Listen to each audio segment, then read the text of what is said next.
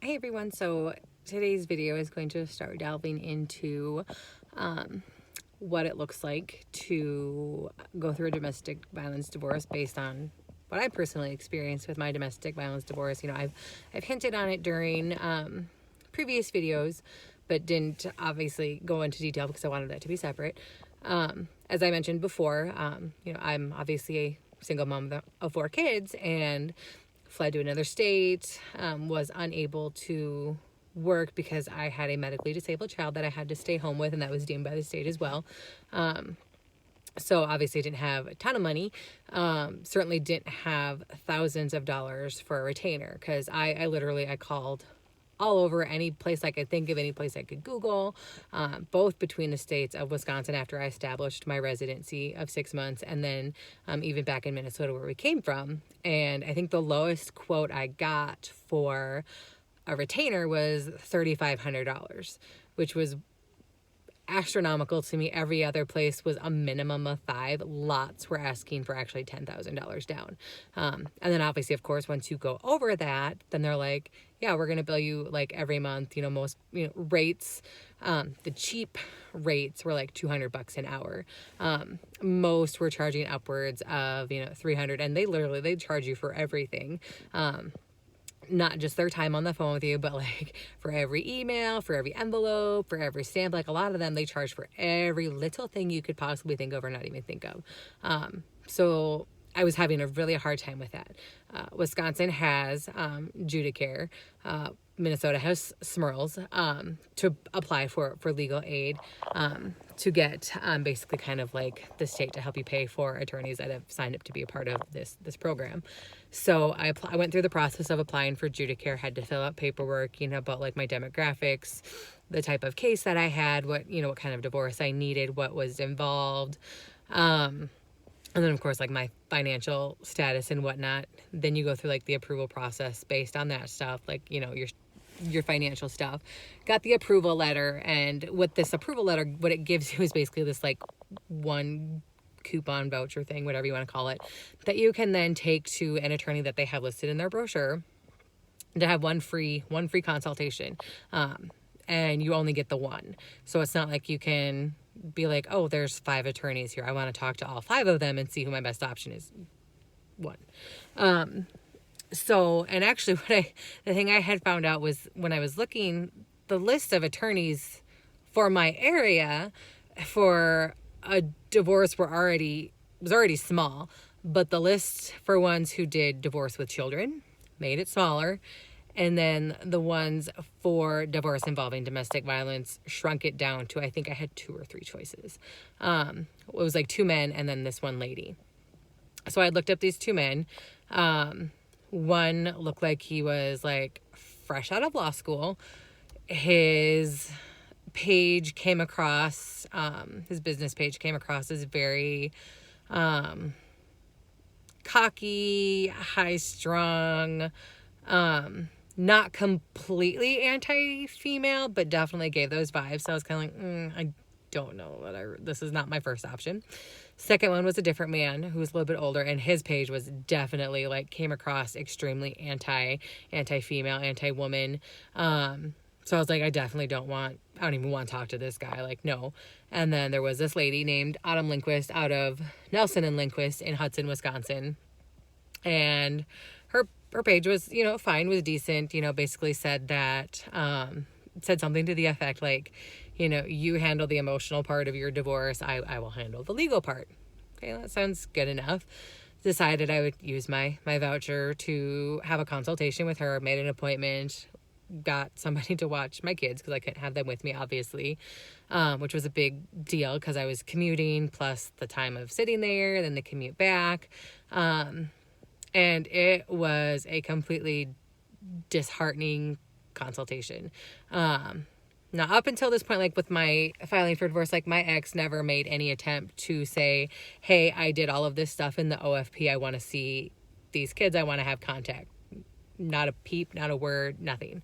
And so I went in to see her. I met with her, told her my story, told her about the kids, the domestic violence, that there was some physical abuse that I'd known about, obviously the one that I had reported. I said I wouldn't be surprised if there's more physical abuse that I just don't know about, given how bad things had gotten and how violent he was and some of the statements the kids were making. And that, I said, well, I think this should be pretty easy because I'm sure obviously he's not going to sign off and agree to this divorce, but I have this piece of paper from Minnesota, my order for protection, that gives me sole legal and physical custody. So custody really shouldn't be a problem because I've already been awarded this, and it says he has to do all this stuff before he can even attempt to ask for it. Plus, him asking for it would mean he'd have to take me to court in Minnesota to modify this order for protection. And I got the whole Wisconsin's different. Wisconsin does their own thing, and you better just get used to the fact that at some point he's getting custody. He's getting some kind of visitation because in Wisconsin, that's just how it goes. It doesn't matter how big of a piece of crap you are. It doesn't matter how horrible you are, how badly you might mistreat those children. Basically, if you have DNA and a pulse, you get access. And I was like, this is the most ridiculous thing I've ever heard. Are you kidding me? She was the one who had then told me that I was better off staying married, one of the ones. But she told me to my face I was safer staying married. Better off staying married, that was the only way to protect my children. That was the only way to guarantee that my children were safe, that my address wasn't shared, and all of these things. And I was like, no, that's not right. Like my address, I still have protections for my address because of this order for protection. And I kind of got the vibe that she wasn't necessarily really wanting to take on this case because it was going to be long and drawn out. Now, she had told me worst case scenario, because I ended up filing for divorce in November of 2016. She told me worst case scenario, I would be divorced, by July. And I was like, oh my God, that's a really long time. Are you kidding me? And she's like, no, that's pretty realistic. And I was like, okay, great. It actually ended up being an extra year beyond what she had told me. Like it took us over 2 years to get divorced. Anyway, so I remember leaving her office, sitting in my car and just sobbing, crying, called my domestic violence advocate, told her this conversation I had just had with this lawyer, that I felt completely hopeless and dumbfounded, that I had so many people saying, leave this man, why aren't you leaving this man? And here I was trying, and I'm getting told the exact opposite. I'm getting told to stay with him, that my only protection is to stay married to my abuser and to stay married to my children's abuser, and I didn't know what the hell to do anymore. But I knew I did not want to stay married. But I didn't have any other options for a lawyer. So then I thought about it for a little bit, and I contacted her back, and I said, nope, we're doing this. We're getting divorced. I need you to be my attorney through Judicare. She agreed to take on the case. Her and I butted heads right off the bat in the beginning because, like I said, she basically told me that me getting divorced meant I had to give up my address. And I said, no, there's this Wisconsin act that says as long as I have an order for protection, my address is protected. And she got all huffy with me and was like, well, if you want to tell me how to do my job, if you think I'm not doing it right, then we can just part ways now. And I said, excuse me? I said, first of all, I have a right to stand up for myself. I have a right to advocate for myself and to advocate for these children. That is my job as their mother. Maybe you didn't know about this Wisconsin Act, which is why I'm informing you of it, because clearly you must not have known. Otherwise, you wouldn't be telling me that I have to give up my address when this statute clearly states that I don't. So then she kind of did a half-assed apology. We decided we would continue on. Filed with the judge to get my address sealed, which was accepted and fine. The only issue I got was that because Wisconsin had switched over to the electronic filing system, I was the very first divorce case with an address seal that was going to go through this electronic system, and there was, quote, no guarantees that it was done properly or going to work because I was basically the guinea pig. That did not feel good. Thankfully, it worked when we went to our first hearing. The judge was like, I don't even know where she lives, other than Pierce County. So thank the Lord that worked and that was fine. But of course, like, so after, you know, we drew up these papers saying that I wanted this divorce and everything, you know, obviously stated that no contact with the kids, and all of that. You know, we had already split up. I had moved. I keep my stuff, you keep your stuff. Like, we're just done. Was kind of the short story, nuts and bolts of our divorce proposal. Then I'm told that Judicare does not pay for serving him. I have to take care of that. So I either have to find somebody to serve him, or I have to pay the sheriff's office over there to serve him, and I would still have to basically drive it over there to give it to them. So I'm like, okay, so my options are find somebody to do this for me, which I would still have to drive 3 hours to give them these papers. They would then sign and get their signature notarized that they served him on this date at this time. Or I drive 3 hours to give this to a sheriff and pay him who knows how much money to serve him, and whatnot. And I was like, and then there was other things I was doing on top of this, like for her as part of my divorce. I said, I don't understand, like, you're my attorney. Why am I doing all this crap? And then she's like, well, if you don't want to have to do all of this stuff, give me a $3,500 retainer. And I was like, if I had a $3,500 retainer, why would I be using Judicare? Why would I be a Judicare case with you if I had $3,500 to give you? And then she's like, well, basically you need to do all of the stuff that like my assistant would do because Judicare doesn't cover this. And I was like, wow, that's pretty shitty. And I was also getting charged for any copies she made, any papers, things of that nature, because apparently Judicare doesn't pay for those either. So I was having to pay, I was getting bills for papers, for copies, for things of that nature, which I thought was really stupid.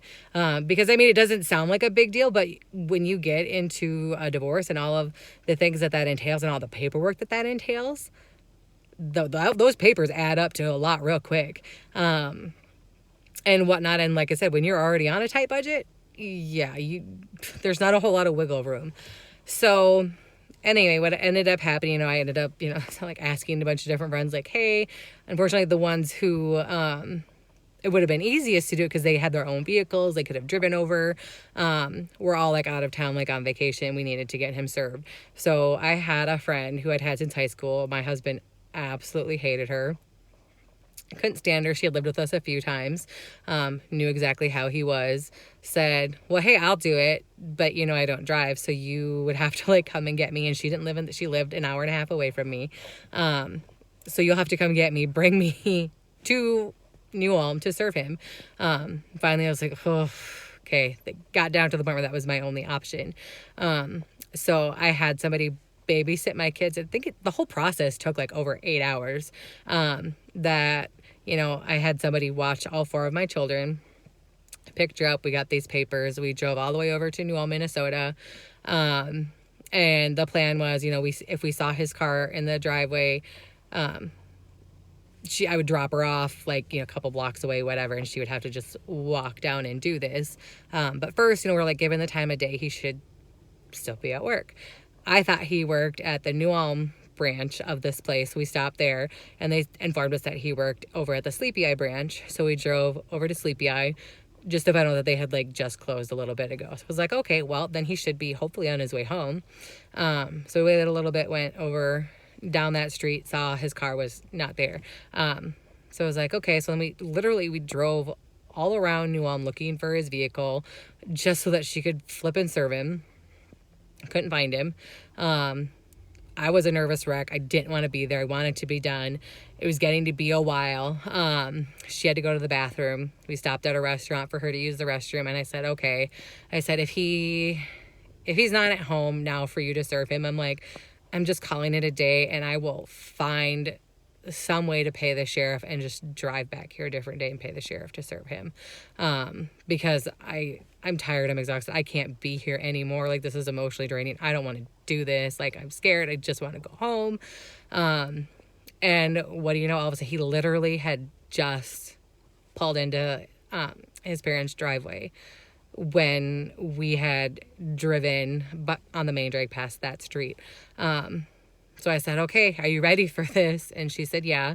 And so I parked several blocks away, was able to still kind of like keep a view on her. She stayed on her cell phone as she was walking to the door. She hung up when she got to the door, and whatnot. And then after she serves him, I see her running, and she calls me and says, I need you to come a little bit closer. I need to get into your car right now. Holy crap, he's pissed off. And I said, okay. I'm like, I'll drive down like one more block, but that's as close as I'm getting. I'm sorry. Like, I'll call 911 if I have to, but I'm not getting any closer. And she said, okay, nope, that's fine. She ran, she booked it. I unlocked the door. She jumped into my car and we left. And she said that she'd gone up to the door, obviously rang the doorbell. His mom answered the door, and kind of looked at her like, what the hell do you want? Like, why are you here? And she asked for him, said, hey, is he home? And she kept asking why. And she just kept saying, is he here? And he apparently heard all of this, finally came out, peeked his head around his mom and saw her and went, what the hell are you doing here? And then she's like, hi, I have something for you. And then she handed him these papers and was basically like, you're served, and walked away. And she said he looked like he was going to punch her. His mom actually had to put her hand on his shoulders and pull him back into the house. And that's when my friend took off. And then, so that's how he got served. We then we got the heck out of there, drove to another town, went somewhere we could get her signature notarized on this piece of paper that said, I served him on this date at this time. And then the following day I had to turn that into the courthouse as proof that he was served, because then the time started ticking for him to respond to the divorce. I think he had, I want to say it's like 21 days or something like that, to where he was given a chance to respond. If he didn't respond, I would win by default. Again, he cut it close in the timeline, and then I get a response saying that he has an attorney. He's contesting me filing for this divorce on the grounds that he does not believe that our marriage is irretrievably broken. Sorry, it only takes one person to say that. I don't need your permission for that. The other grounds was that he had no proof that I was living in the county that I said I lived in. So therefore, how could I file there? And then late, I don't know if it was with these papers or if it was the next set of papers, but he had said, he brought up that he was going after me for like 50-50. He wanted 50% legal custody, 50, visitation, all of this stuff. But then later, like I said, I don't know if it was that set of paperwork or the next one, like right after, where he was like, but if she agrees to drop this divorce, I won't pursue seeing the children. Who says that? What kind of attorney? Like, I get you work for your client, but what kind of attorney's like, yeah, I'm going to file this with the court? Like, that's really dumb. So obviously I was like, no, still want this divorce. Sorry. And that was kind of when our battle began. Because he wasn't letting up and I wasn't backing down and saying that I was willing to stay married to him. He kept pushing. And then on top of saying that not only did he want 50-50 custody, he said he wanted to start exercising that right before our divorce was even finalized. He wanted it to start like right now while the divorce was going on. Mind you, I had an order for protection that stated I had sole legal and physical custody. He was allowed no access to these children whatsoever. Come to find out now, like I literally just found this out last week, what he did right there, that whole thing was completely illegal. Not only should the Wisconsin judges have not even entertained it, he should have been arrested for an order for protection violation because he directly violated that order for protection by doing that. There was no addendum in there. There was no amendment. There was no modification to allow for him to ask for that or to fight for that. And that is what he used to stall our divorce process. Even during our divorce, I had to get a 2-year extension because my OFP expired. He didn't fight the extension. He didn't ask for this modification to say, I want Wisconsin to determine custody matters. So again, the entire time my divorce was going on, he was violating my order for protection and nobody was doing a damn thing about it. Nobody was saying anything. I brought it up to my attorney multiple times and said, how can he do this? I have this paper right here. And I just kept getting told, oh, well, this is Wisconsin. This is Wisconsin. Like, what kind of, I don't know what kind of security blanket you think this is Wisconsin is. Because an OFP is valid in all 50 states, and he should have been arrested. So again, he gets away with all of this crap. Gets away with using the legal system to abuse and harass me and to violate this order for protection. I don't know if the judge knew that this was an OFP violation. I mean, he did bring up during one of our hearings that there was no way it was ever possible for him to have any sort of legal custody because of the order for protection. So I don't know if maybe he kind of knew and just didn't follow, or if he knew outright and just didn't follow the guidelines, didn't follow the rules, or if he had no idea at all. I'd really love to know the answer to that question, not necessarily to get the judge in trouble, but because if you don't know this and you have another case like mine come through your courtroom, don't put that person through the same crap I was put through. If they have that piece of paper with no modification in it to allow the other person to do this, not only should you not entertain it, but you should be he should be getting arrested right then and there for violating it. Because not only, there's no way to deny that it's being violated because it's in paper, he's there in person. Like, it is literally the epitome of slam dunk. So obviously this is getting long enough. That's how my divorce story starts. It is extremely long because, like I said, it took 2 years to get divorced, because he fought me tooth and nail every step of the way, drew things out, would not respond to things, and then would come back later with really stupid responses, like asking for hangers. Yeah, I want the white hangers. The white hangers that you buy from Walmart for like $1.67. Stupid things like that people allowed to go on and to continue, versus being like, you know what, knock it off. This is not a circus, this is a courtroom. So that is the beginning of my domestic violence divorce story. I'm sure there are plenty of you out there with similar ones. I'm very sorry for that if nobody's told you that ever. Like, I'm sorry, this isn't how it should be. These are the things we need to get changed. If you're currently going through a domestic violence divorce and you have questions, ask your attorney, ask the judges. If you want to reach out and ask me. I'll try to answer whatever I can. Like, I can't give you legal advice, but I can tell you where to look. Or I can give you encouragement that, yeah, it's okay to ask these questions. It's okay to ask your attorney. It's okay to ask a judge these questions that you might have, versus you just getting railroaded because you're being bullied and scared and intimidated by a person who has been hurting you and is still allowed to hurt you. So, you know, on my page, my email that I use for this, to receive emails about these kinds of things or to share your story, is on there. You can email me. You can write it in the comments. You can send me a message through YouTube. I'll do the best that I can. Because like I said, I had to do a lot of my own digging and my own research on the Wisconsin statutes and the Wisconsin laws, because my lawyer wasn't up to par either. And whether that was because I was a judicare case and therefore I wasn't worthy of her full knowledge, or if she really just did not know about these things, I don't know. But I don't want anybody else to go through that either. So good luck, and until next time, I'll share more.